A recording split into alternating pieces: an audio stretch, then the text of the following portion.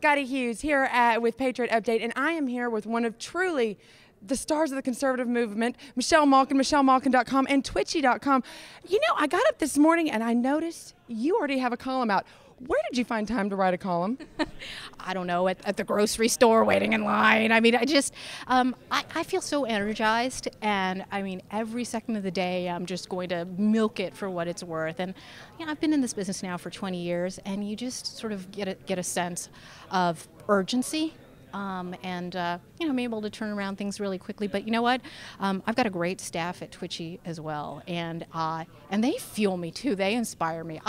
Wow, they're workhorses, and I'm just blessed to have them doing doing their work there as well. Well, urgency, that is a good word that you have used in a lot of your columns, and obviously this latest one talks about Chick-fil-A, and we saw the dramatic response on Wednesday. How do we keep that going till November?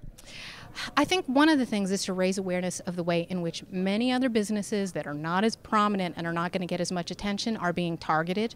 I mean, you look at the war on Christianity, on Christian businesses. It's being waged by the Obama administration. You know, I think it was somewhat poetic and in a sad way that on the day that people were having such a show of force for Chick-fil-A, the Obamacare abortion mandate officially went into effect. And there's a business that just actually in Colorado that just won a court decision, a stay of the Obamacare abortion mandate. And you know, the protection of freedom of conscience and religious liberty is so important. People have to be aware that, you know, especially since Proposition 8 in California, that it's essentially a progressive witch hunt against people for simply holding views with which they disagree. Do you think maybe it might help if we give Chick-fil-A away on November? Do you think that might help? I like that. You like that? Now here, let me ask you this question. Obviously right now Romney's kind of on an upswing, which is great. Is there any suggestions you'd have for the Romney campaign to kind of seal the deal, close the deal, guarantee a win in November right now? What would be like your best piece of advice you could give them? Fight.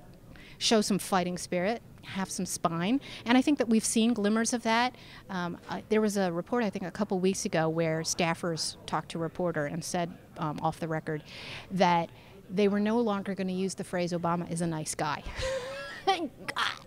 I mean, it took this long for him to realize that. I mean, these people have gone after Ann Romney, her horse. They basically called Romney a criminal without any. I mean, you've got Harry Reid, rumor mongering about this. They won't stop. And the way to deal with these people isn't to sit down politely with them and hope that they argue in good faith. No, it's to get in their faces and call them out on their lies. And also to call out the media lapdogs. I think that is another realization, especially in the wake of Romney's overseas trip, that the media do not deal fairly. Well, welcome to the jungle, Romney. You know, some people have said Romney's not necessarily doesn't have his boxing gloves on yet.